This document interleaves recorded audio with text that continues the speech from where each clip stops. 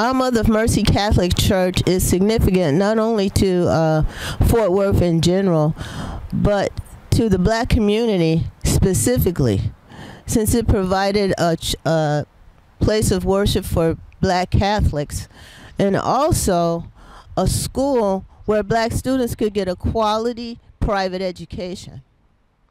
Now we will be entering the main building.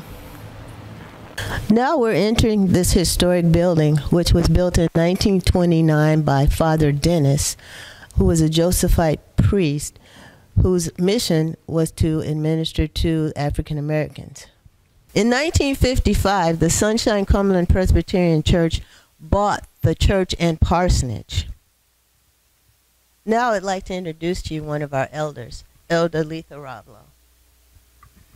When I came to the church in 1975, I felt like this was an up and growing church. The neighborhood was really great. There were a lot of people in this neighborhood. There were people in the church that I felt like I really wanted to get to know and to be here at this church. Do you remember when Reverend Gant used to go pick up the children in the neighborhood? Oh, yeah, I remember it when he always bought 9-passenger station wagons just so he could go around to the whole town and pick up all the children to bring them to Sunday school and church, take them home. He also used his car to take members of the church to... Yes, I remember that. Those were great times. Yeah. Really, the children really enjoyed riding in that station wagon with Reverend Gant, especially on Saturdays when he would come by.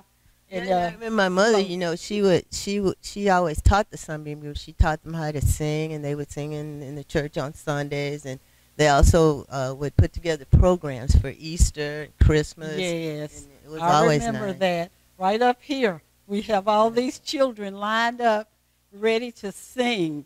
And now I'd like to introduce to you a young man who I grew up in this church, whose parents were very active. As a matter of fact, his father was one of our elders. And now I'd like to introduce to you Mr. Charles Edward Wallace, Jr. Thank you, Cynthia.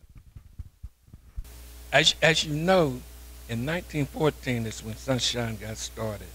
And it was started by Reverend S.A. Nelson, who was an evangelist, and his half-brother, E.L. Wallace, which was my grandfather. And they decided to come to Fort Worth. He called my granddad. He lived in Jacksonville, Texas, and he came to Fort Worth and started Sunshine. And my dad told me that his dad, Reverend E.L. Wallace, my grandfather, recruited your father, Reverend Gant, from Detroit to come to be the pastor in 1955 when we moved from Gay Street to here, to this location. That's correct. Yeah. When Reverend Nelson wanted to start the church, he needed some help. So he called my grandfather from Jacksonville, Texas, and he moved to Fort Worth, and they started Sunshine. And the first pastor that they recruited was your father, Reverend Gant. Yes, Cynthia, I remember that Miss Jordan was our pianist, but I can't remember. When did we get the organ? Oh, you know, Charles, I remember I had heard that one of our elders, Elder O.C. Cannon, donated the organ to the church in memory of its mother. Oh, I was 9 years old then.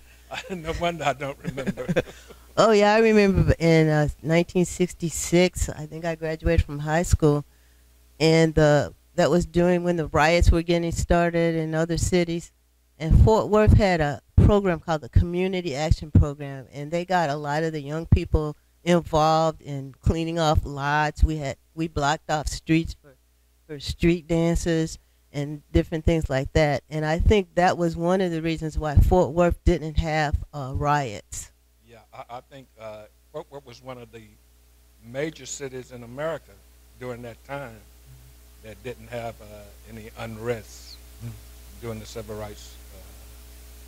You know, back in 1966, when I was graduating out of high school, the city of Fort Worth had some community action program going on where they kept a lot of the youth and the young people busy cleaning off lots. They blocked off streets for street dances, and actually we had a lot of fun doing it. And it was probably one of the reasons why Fort Worth did not have any major riots like the other cities did. Yeah. I think Fort Worth was one of the major cities that didn't have a riot.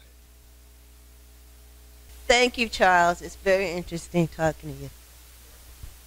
Oh, look who we have over here. We have our esteemed pastor, Reverend Arthur Gibson, and we have Miss Sarah Walker of the Fort Worth Black Historic and Genealogy Society. Hello. Hello. How you doing, Reverend I'm Gibson? doing great. Reverend Gibson, I heard that you came to Sunshine in, what year was it you came to Sunshine? 1965. No, I'm sorry, 1990. 1990. 96.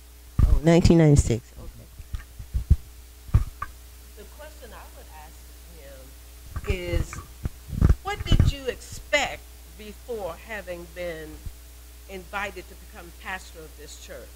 And I'm speaking from the standpoint of having grown up in Fort Worth along with Mrs. Gant and the other members of this church. The building itself is in fine shape, but it needs a whole lot of work on it. And I think more so than anything else for me, Reverend Gibson, is the fact that you all have been very cognizant of saving the artifacts that's in that building. And you remember they talked about the organ that was donated by the Cannon family? Yes. And then yet you see some other historic fixtures in this building. What did you think when you first came in here? Well, when I first came here, I really didn't know what to expect. But after I was here for a while and began to learn different things about the building and about the people, then I was more informed. And I joined in with them trying to do the things that need to be done in order to get on the National Registry. And after that, we began to trying to get funds to renovate some of the things. And one of the things which renovated was the seats. Well, the good part about this, Reverend Gibson, is the fact that our Mother Mercy had already processed to the National Registry, and that was a good thing. That's the reason why you and the congregation are now inviting the general public, if you will, as well as former members to help save this building. When you look at the parsonage over there, you haven't grown up in it.